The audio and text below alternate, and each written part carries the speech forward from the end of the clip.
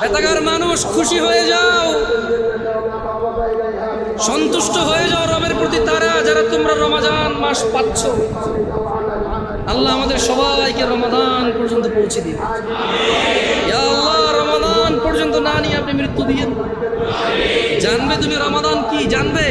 আন আবি হুরায়রা রাদিয়াল্লাহু আনহু, আবু হুরায়রা রাদিয়াল্লাহু আনহু থেকে বর্ণিত, তিনি বলেন আন্না রাসূলুল্লাহ সাল্লাল্লাহু আলাইহি ওয়াসাল্লাম قال, রাসূল সাল্লাল্লাহু আলাইহি সাল্লাম বলেছেন, ইযা জাআ রমাদান ফুতিহাত আবওয়াবুল জান্নাহ।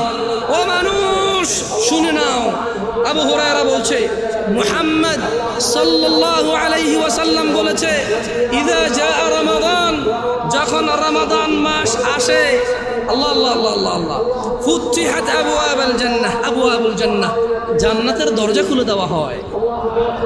ওয়া গুল্লিকাত আবওয়াবুন নার, জাহান্নামের দরজাকে বন্ধ করে দেওয়া হয়। আলহামদুলিল্লাহ। কি মাস এটা? ইয়া আল্লাহ, কি মাস! সুবহানাল্লাহ। জান্নাতের দরজা খুলে দেওয়া হয়, জাহান্নামের দরজা বন্ধ করে দেওয়া হয়। ওয়া সুফিদাতিশ শায়াতিন, এবং দুষ্ট জিনদেরকে বন্দী করে ফেলা হয়। রোজা যে ভাঙছো, শয়তান তো দোষ দিতে পারবে না। রমজান মাসে যারা নামাজ পড়ে না তারা তো ইবলিস